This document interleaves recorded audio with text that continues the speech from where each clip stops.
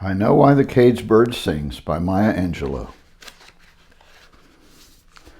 Sent by their mother to live with their devout grandmother in a small southern town, Maya and her brother endure the ache of abandonment and prejudice.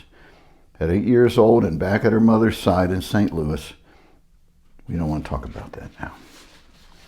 Chapter 7.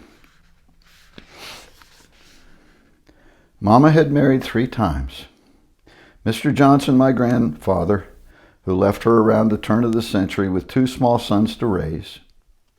Mr. Henderson, of whom I know nothing at all.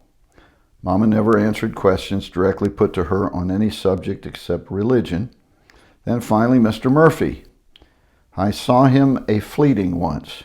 He came through stamps on a Saturday afternoon, and grandmother gave me the chore of making his pallet on the floor. He was a stocky, dark man who wore a snap-brim hat like George Raft.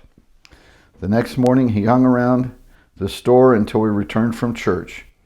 That marked the first Sunday I knew Uncle Willie to miss services. Bailey said he stayed home to keep Mr. Murphy from stealing us blind. He left in the middle of the afternoon after one of Mama's extensive Sunday dinners. His hat pushed back off of his forehead, he walked down the road whistling. I watched his thick back until he turned the bend by the big white church. People spoke of Mama as a good-looking woman, and some who remembered her youth said she used to be right pretty. I only saw her power and strength. She was no taller than any woman in my personal world, and her hands were so large they could span my head from ear to ear. Oh, I'm sorry, I misread that. She was taller than any woman in my personal world, and her hands were so large they could span my head from ear to ear. Her voice was soft only because she chose to keep it. In church, when she was called upon to sing, she seemed to pull out plugs from behind her jaws, and the huge, almost rough sound would pour over the listeners and throb in the air. Each Sunday, after she'd taken her seat, the minister would announce, "We will now be led in a hymn by Sister Henderson." And each Sunday she looked up with amazement at the preacher and asked silently, "Me?" After a second of assuring herself that she indeed was being called upon, she laid down her handbag and slowly folded her handkerchief. This was placed neatly on top of the purse. Then she leaned on the bench in front and pushed herself to a standing position. Then she opened her mouth and the song jumped out as if it had only been waiting for the right time to make an appearance. Week after week and year after year, the performance never changed, yet I don't remember anyone's ever remarking on her sincerity or readiness to sing. Mama intended to teach Bailey and me to use the paths of life that she and her generation and all the Negroes gone before had found and found to be safe ones.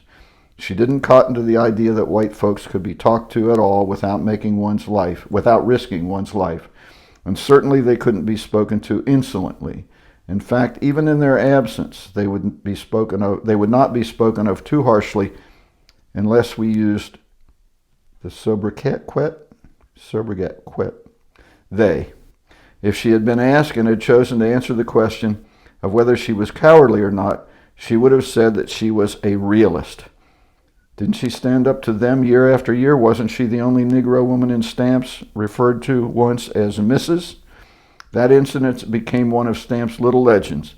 Some years before Bailey and I arrived in town, a man was hunted down for assaulting white womanhood. In trying to escape, he ran to the store. Mama and Uncle Willie hid behind the chifforobe until night, gave him supplies for an overland journey, and sent him on his way.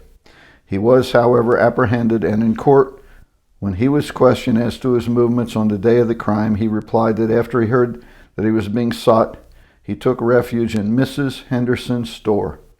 The judge asked that Mrs. Henderson be subpoenaed, and when Mama arrived, she said she was Mrs. Henderson. The judge, the bailiff, and the other whites in the audience laughed. The judge had really made a gaffe calling a Negro woman Mrs. But then he was from Pine Bluff and couldn't have been expected to know that a woman who owned a store in that village would also turn out to be colored. The whites tickled their funny bones with the incident for a long time, and the Negroes thought it proved the worth and the majesty of my grandmother. That's a short one. Number 8 will follow.